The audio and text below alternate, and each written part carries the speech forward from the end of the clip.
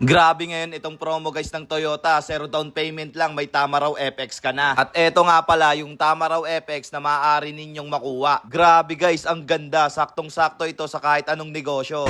At ayun pa nga guys, no, eto nga pala yung loob niya, saktong-sakto sa pang business to. Ayan guys, oh, kahit anong lagay niyo dyan, pwedeng-pwede.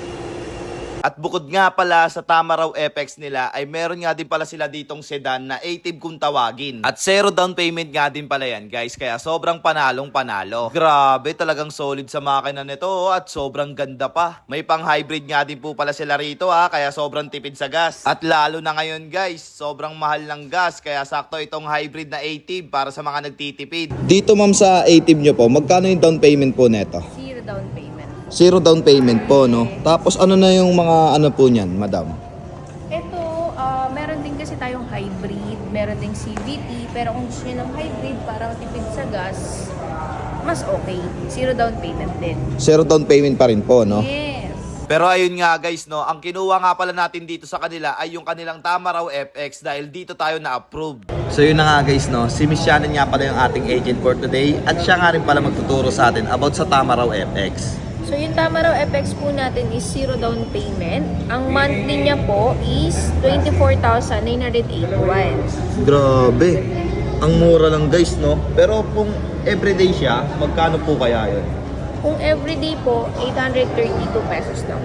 So, 833 pesos, no? Gawin na natin 833 pesos. Makukuha nyo na, no? Saktong-sakto rin po yan saan? Pang business, ayan, Lalamove.